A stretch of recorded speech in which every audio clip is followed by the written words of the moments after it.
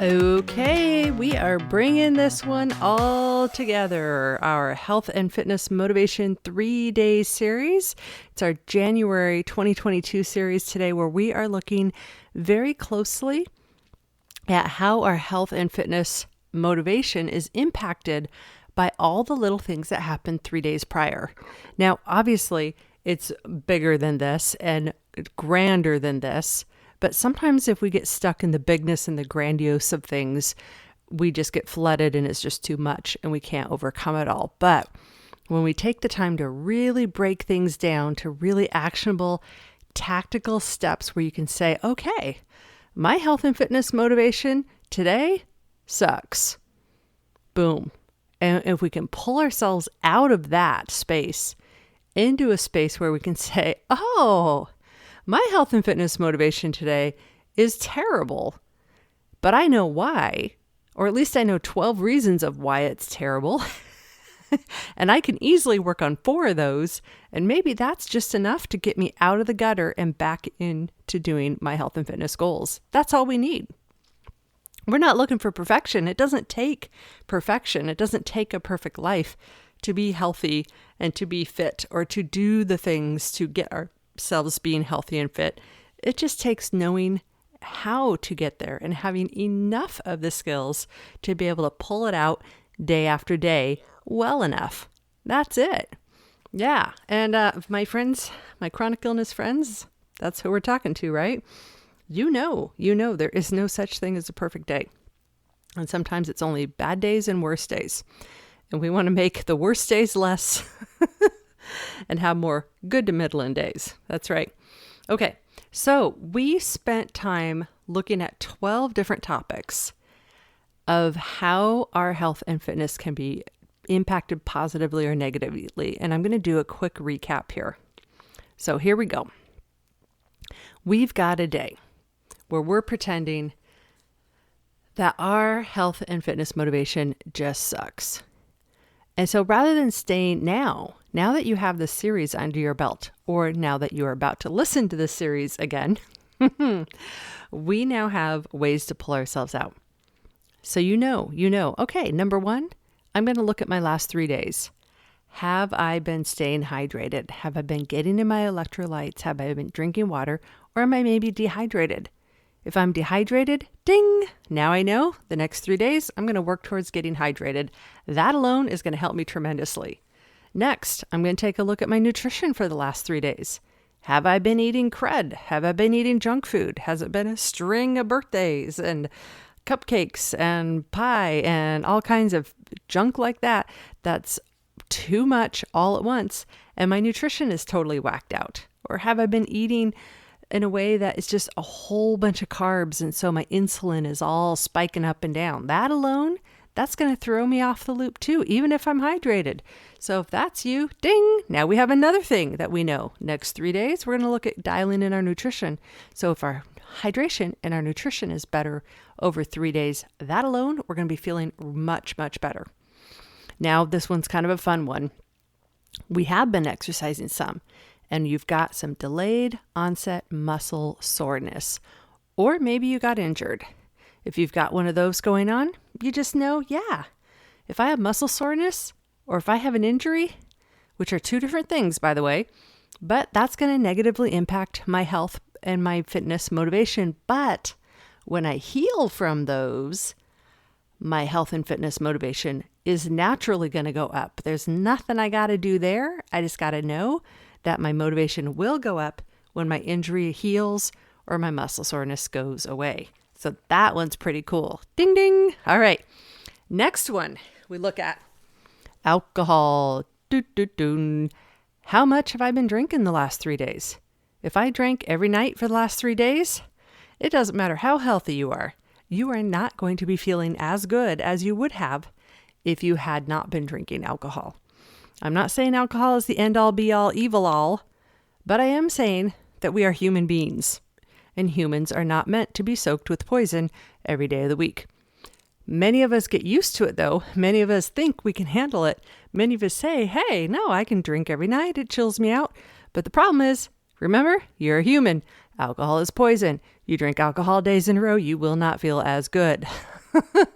So if your health and fitness is failing you, your motivation is failing you, get rid of alcohol for 3 days, and that alone will also help you feel more motivated. Whew!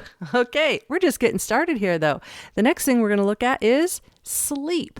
How well have you been sleeping the last 3 days? I know sleep is a big, hairy deal topic full of all kinds of suffering. I get it. It's a big, complex topic.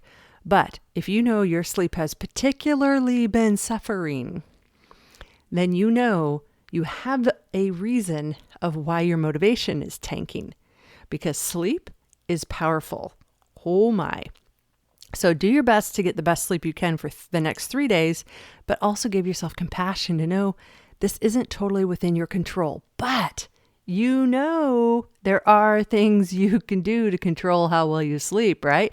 Not drinking the alcohol, going to bed before it's way too late, all those things, you know. Yeah, so there's sleep. That'll help you. Whew. All right, next one we're going to look at. If your health and fitness motivation is in the tanker, look at your friends and your connections and your loneliness. Are you maybe just in the last 3 days, have you just not had any connection with any other real humans? I mean, especially with COVID and lockdowns, especially when you have chronic illnesses or you're blind and you can't drive, or you just don't have the energy to get anywhere and do things, especially with chronic illness where you feel like you've lost all your friends because you're so unable to be reliably going out and doing fun stuff. It's a hard time for all of us, and friends and connections and loneliness really, really suffers. And if that's you, that causes a cloud, a depression that makes it harder to have motivation to do anything in our lives. So if that's you, turn to the next 3 days, see if you can fix that one up just a little bit. Whew. All right. Next one. The good and the bad, right? Looking at your day and saying, how many good things do I have going on in a day? How many bad things do I have going on? And these can be mostly just those little things day in and day out. How much do you have going on in your life that's irritating you versus how much is bringing you joy? And if you have more things irritating you in a day than bringing you joy in a day, that sucks energy. Yeah. So look towards your 3 days ahead and see, what can you adjust? What minor adjustments can you make? Or what major adjustments do you need to make so you can eventually have more good going on in your day than just bad? Whew. Some of it is perspective. Some of it is choosing your attitude. But I don't know, sometimes some of it just takes action. Maybe something's been bugging you, like this junk pile in one of your bedrooms for months. Like maybe it's time to just clean that junk pile out. Lots yours. I digress. It gets complicated. All right. Next topic. Okay. You've got all these things. You're realizing you are dehydrated. You haven't been eating well. You've been drinking too much. You're not sleeping. You don't have any friends you've been hanging out with. You're really annoyed by work, and you haven't taken a shower in 3 days. That's right. That's our next one. When was the last time you took a shower? Yeah. It's amazing how taking a shower, being clean, or even just washing your face, brushing your hair, brushing your teeth first thing in the morning. Don't wait till 3 hours later just because you're home alone and no one's there. And, brush your teeth first thing in the morning so you feel better. Okay? So taking care of yourself in that way, you'll feel better, and then you'll have just a tiny bit less blah. And then you'll be able to possibly be more motivated to do the health and fitness things. Whew. All right, next one. It goes on and on. Cardiovascular exercise. Look at your last 3 days. When did you last get exercise that got your heart rate going? Now, for my chronic illness friends who have heart issues, take this one with a grain of salt. I mean, not a grain of salt, because you're probably on a low salt diet, but you know what I mean. Okay, but for my friends who do not have heart issues, it's complicated with chronic illness, but if you have a chronic illness, you know it's complicated. You're not afraid of complicated. In fact, anything that's not complicated is annoying to you because you're like, no, life is not that simple. Okay, so Cardiovascular exercise. If you have not gotten your heart going at all in the last 3 days, you, by definition, are going to feel more sluggish simply because you are a human being and humans need to move.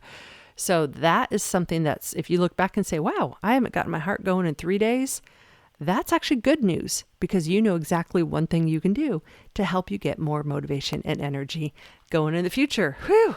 Okay, few more of these. I know this is a lot, isn't it? Next one, the quiet place.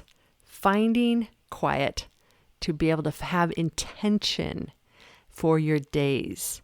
Do you have days where you can pause and say, this is my intention for today. This is what I'm going to do today. This is what I'm not going to do today. This is what I'm going to allow into my life today. This is what I'm not going to allow into my life today. To pause and make that intention for the day. Have you done that once in the last 3 days? If you haven't, that could also be part of why you're feeling a little like, unfocused, uncentered. Do that for 3 days and you'll see a big change. And this could be meditation, journaling, prayer, just writing it down, any way. It doesn't really matter, but it's just having that good intention, a balance of quiet so that you can have a good intention for the day. Whew. All right, next one. Novel experiences and future plans. Something new and different. When it comes to fitness and health and food and all of that, taking care of yourself, when was the last time you did something new and different? I know, maybe you're just stuck in a rut. Maybe you just feel like it's all boring. Maybe you need a new vegetable recipe. Maybe you need to try a new kind of a class. Maybe you need to invite a friend to go for a walk with you, but have something new and different going on all the time. And that brings energy too. Yeah, even if you end up not liking what you tried, just trying something new, that's exciting. All right, last one here when we're bringing it all together, the holy grail of it all. Well, I don't know. I think they all fit together. But the last one is looking at and assessing the stress in your life. How stressed out are you really? And especially in the last 3 days, how stressed out have you been? Do you need a freaking vacation? Do you need a break? Because I tell you, those actually help, right? So look at your stress you have, make an assessment of it, decide what you need to do about the stress in your life. If you can do anything at this point, take control over what you can influence and maybe even push the envelope a little bit more and realize you do have more control and power over your life and what happens around you and what happens to you than you give yourself credit for. You are more powerful than you realize. You are worthy of this health and fitness thing. You can increase your physical capacity. You can eat better, and all the while sitting up tall and enjoying it all better and owning it. Even if you have naysayers in your life, people in your circle who are judging you or telling you, why are you doing this? Because if you've got that, holy moly, that's a whole nother podcast. But all of these things together, hydration, nutrition, DOMS, alcohol, sleep, friends, connections, good news, bad news, showers, cardiovascular exercise, a quiet place to set intentions, new and novel experiences with future plans, and managing your stress, you bring that all together, and guess what? You will find your mojo back. And that is going to feel really good. And that's what I want for you to experience in your life. So, my friend,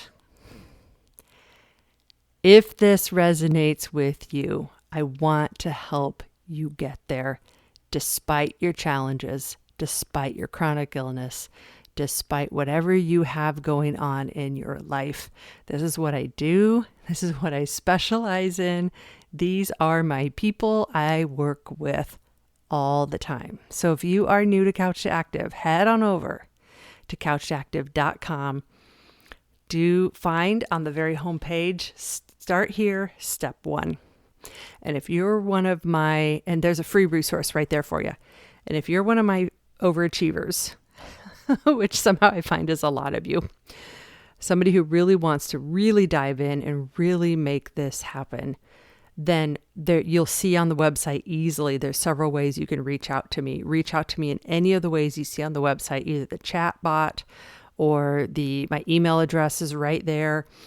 Or there's under resources, there's a Help Me Decide free consultation you can sign up for. There's a Monday Meet with Me. I have office hours every Monday. Lots of different ways you can reach out to me. Let's get connected. Let's have a quick chat, figure out how to get this going for you and your unique circumstances. And I know you're like, but wait, I got this and this and this going on. I know. That's all of us. We're couch active folks here for chronic illness, the ultimate beginners, and those of us who are blind. So yeah, this is what we do. And we're here to help you make this a reality in a way that you can smile more, be sitting up taller, and actually freaking figure this out. Finally. Head on over there now, friends, couchtoactive.com. See you there.